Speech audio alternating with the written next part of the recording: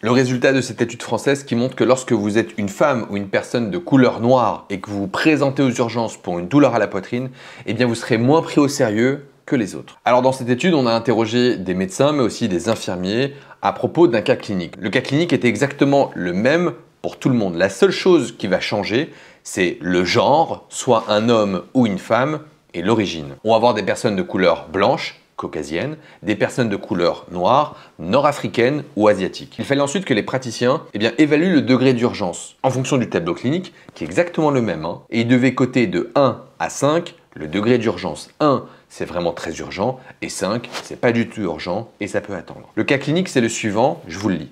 Vous êtes au service d'urgence, à l'accueil des urgences et vous avez un patient de 50 ans dont voici la photo qui se plaint de la chose suivante. Il décrit depuis ce matin des douleurs à la poitrine qu'il a du mal à décrire, il semble essoufflé, il n'a pas fait d'effort particulier. En revanche, il décrit le patient un contexte d'anxiété lié à une dispute le matin même avec son adolescent. Dans ses antécédents, on retrouve un épisode de dépression depuis 2 ans. Il n'a pas d'antécédents familiaux particulier et il ne prend aucun traitement. Il déclare avoir fumé durant 12 ans un demi-paquet de cigarettes par jour qu'il a arrêté depuis 5 ans. Les paramètres hémodynamiques sont les suivants. Il a une tension artérielle à 13,5, 7,5, un cœur qui bat à 83 par minute, un taux d'oxygène à 98% en air ambiant et une fréquence respiratoire à 16 par minute. Et à partir de ce cas clinique où on a donc des hommes ou des femmes de différentes origines, le praticien va évaluer le degré d'urgence. Et dans les résultats, on s'aperçoit que le fait d'être une femme va faire en sorte que vous serez moins prise au sérieux qu'un homme. Et lorsque vous êtes de couleur noire, c'est exactement la même chose. Alors cette étude, elle pointe du doigt un syndrome qu'on appelle le syndrome méditerranéen. D'emblée, je tiens à vous préciser que le syndrome méditerranéen n'existe pas, d'accord? Il n'y a pas de syndrome, il n'y a pas de maladie. En fait, c'est un préjugé raciste qui consiste à croire que les patients originaires d'Afrique ou d'Afrique du Nord vont en faire des caisses lorsqu'ils ont une maladie et vont exagérer leurs symptômes et qu'il faudra en quelque sorte